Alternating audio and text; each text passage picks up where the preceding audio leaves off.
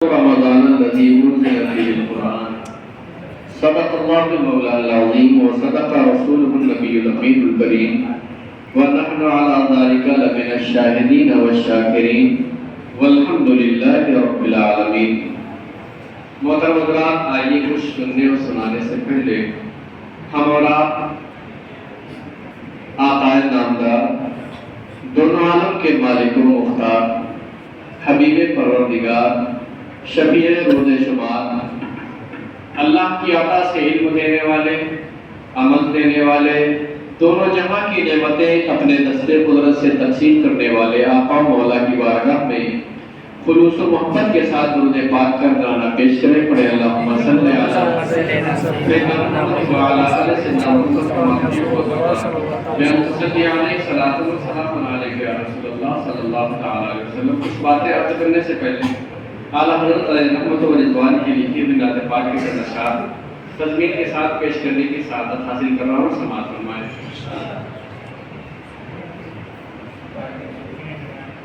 خدا کو ہے پیاری ادائے محمد لکھے کوئی کیسے سنائے محمد. خدا کو ہے پیاری ادائے محمد لکھے کوئی کیسے سنائے محمد. یہ دنیا ہے ساری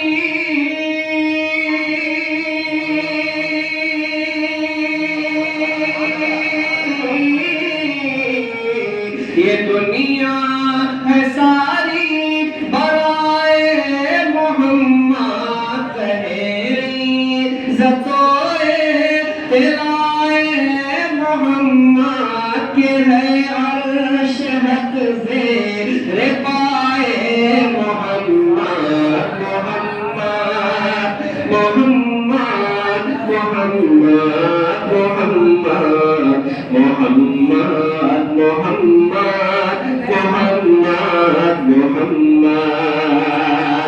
جناب ابن مریم سے تعلق آدم سبھی سو جاں خود سیان مکرم. جناب ابن مریم سے تعلق آدم سبھی سو جاں خود سیان مکرم. نعرہ تکبیر، نعرہ رسالت، اہل سنت. جناب ابن مریم سے تعلق آدم سبھی سو جاں خود سیان مکرم. سبھی سو جاں خود سیان مکرم ہے. جو کچھ بھی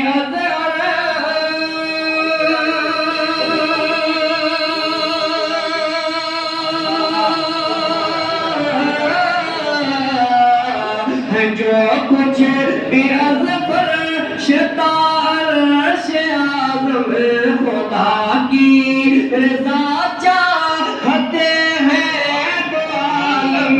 خدا چاہتا ہے رضا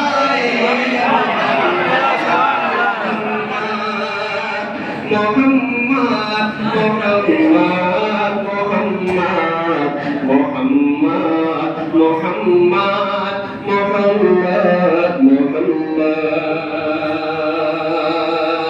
اور یہ شعر یہ بل بطور خاص سماعت فرمائیں.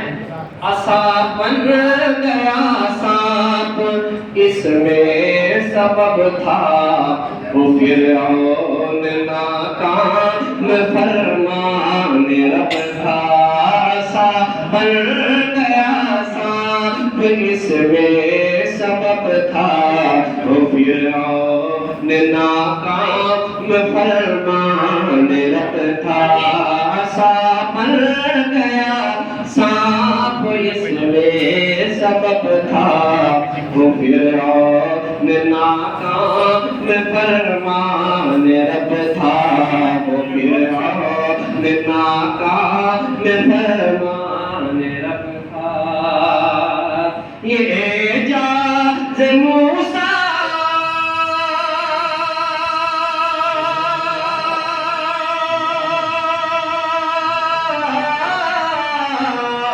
یہ اعجاز موسیٰ کا کتنا عجب تھا، عصائے کلیم دہائے غضب تھا، گروہ کا سہارا عصائے محمد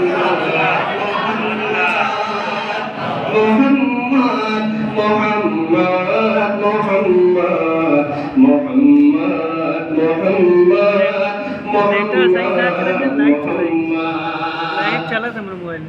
دعا کا کوئی حرف جب لب پہ آیا تو سر اپنا باب اثر نے جھکایا، دعا کا کوئی حرف جب لب پہ آیا تو سر اپنا باب اثر نے جھکایا، قبل تو کمالا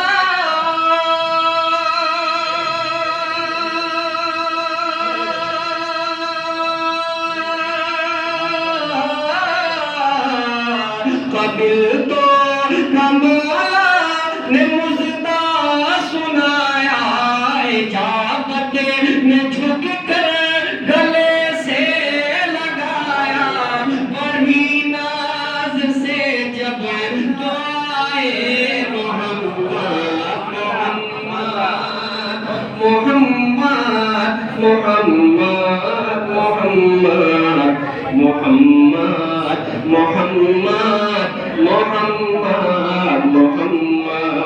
محمد محمد محمد محمد۔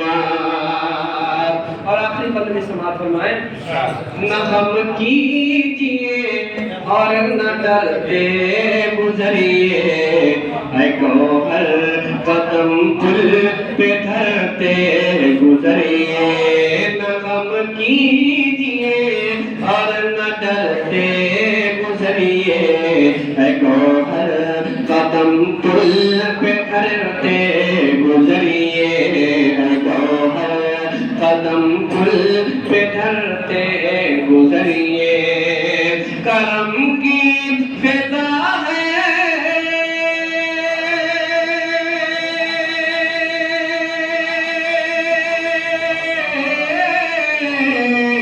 کرم کی فضا ہے، سارتے گزریے، رضا پل سے اب وجد کرتے گزریے، کہ ہے رب سلم صدائے محمد محمد محمد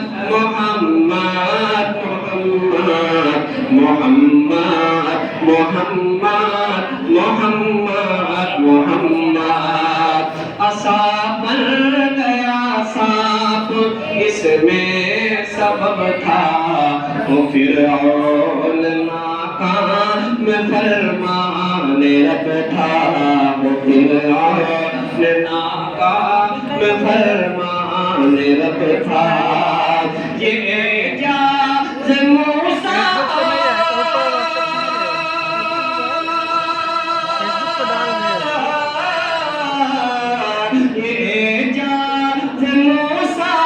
کا کتنا جب تھا، عصائے کلیم دہائے غضب تھا، گروہ کا سہارا عصائے محمد محمد محمد یا رسول محمد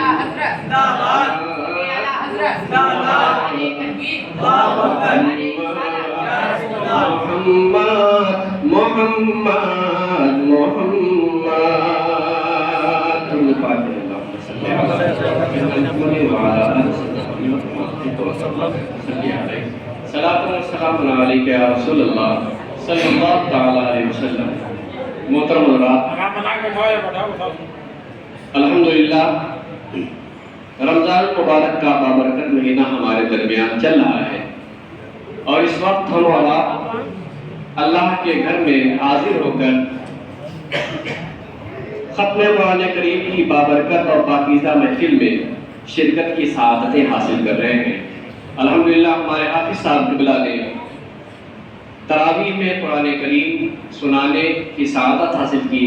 اللہ رب العزت ان کے پڑھنے کو اور ہم سب کے سننے کو اپنی بارگاہ میں قبول فرمائے. آمین. اس میں جو غلطی کوتاہی ہوئی وہ اپنے فضل و کرم سے معاف فرمائے. آمین. رب قدیر ہماری اور آپ کی تمام عبادتوں کو، ٹوٹی پھوٹی عبادتوں کو اپنی بارگاہ میں قبول فرمائے. آمین. ہم سب کو مزید نیک کام کرنے، اچھا کام کرنے کی توفیق عطا فرمائے. آمین. محترم حضرات، الحمدللہ ہم اور آپ قرآن کریم کی محفل میں شرکت کی سعادت حاصل کر رہے ہیں. قرآن خزینہ رشد و ہدایت ہے. قرآن گنجینہ اسرار و رموز ہے.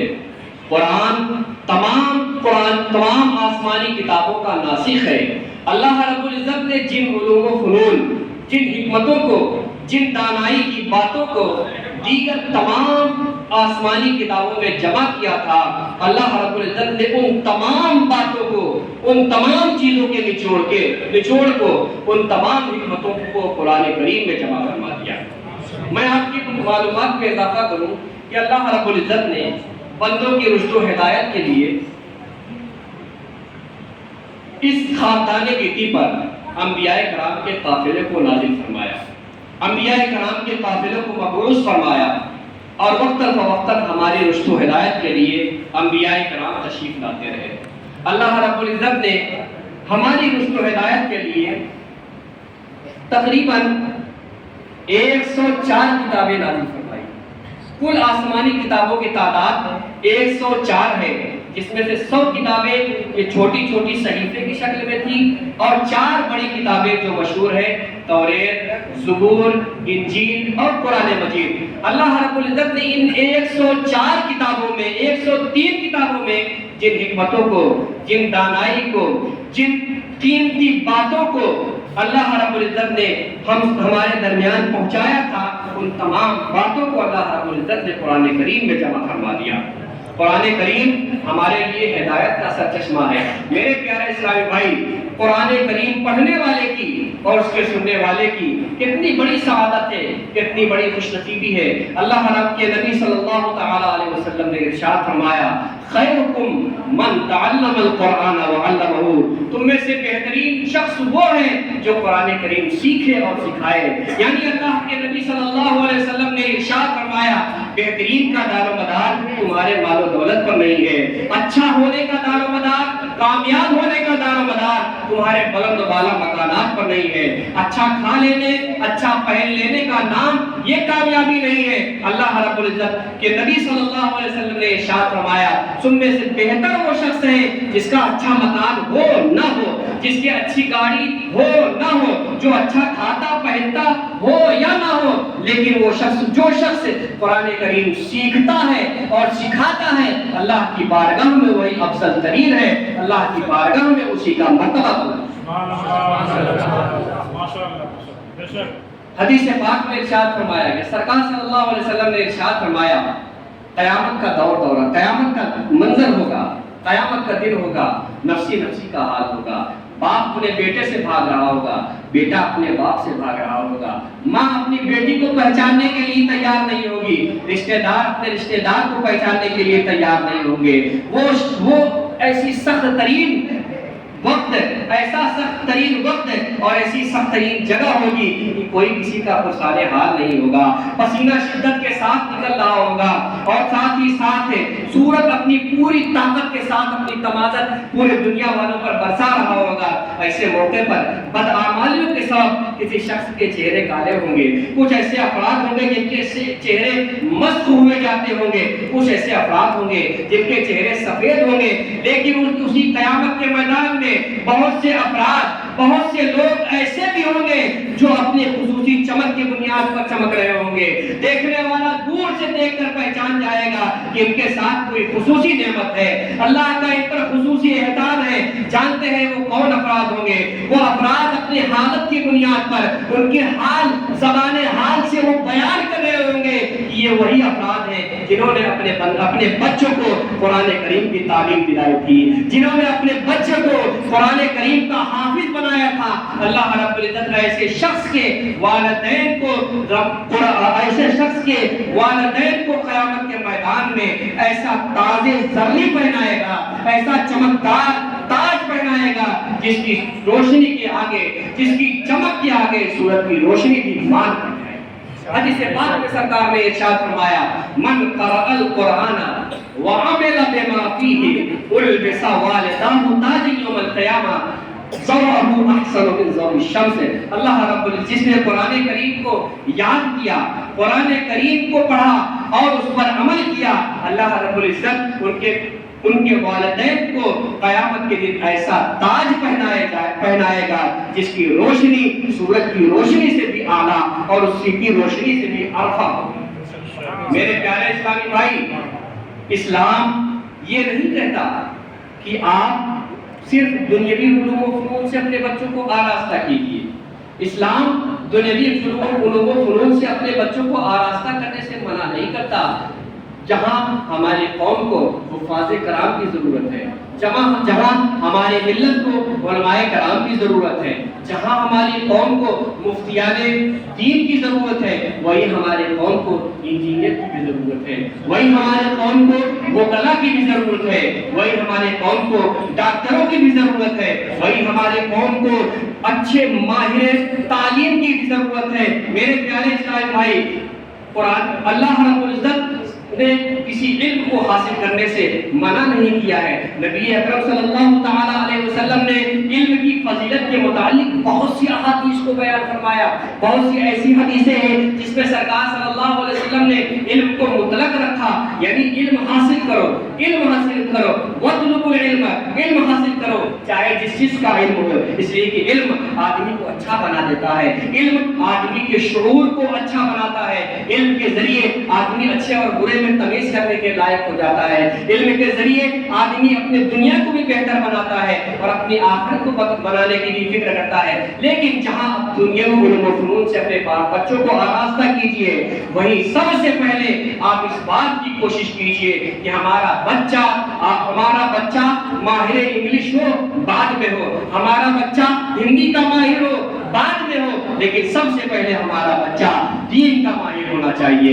ہمارا بچہ قرآن کریم کے علم سے آراستہ ہونا چاہیے، ہمارا بچہ حدیث پاک کے علم سے آراستہ ہونا چاہیے، ہمارے بچے کو ہمارے آقا صلی اللہ علیہ وسلم کی سیرت سے واقف ہونا چاہیے کہ ہمارے آقا نے ہم کو کیسی تعلیم دی، ہم کو اٹھنا کیسے چاہیے، ہم کو بیٹھنا کیسے چاہیے۔ اسلام دستور حیات ہے، اسلام نے ہر موقع پر ہماری رہنمائی کی ہے، ہم کو کیسے چلنا چاہیے اسلام نے بتایا۔ قرآن کریم ارشاد فرماتا ہے لا تمشی علی الارض مراحا انک لن تخرق الارض ولن تبلغ الجبال طولا۔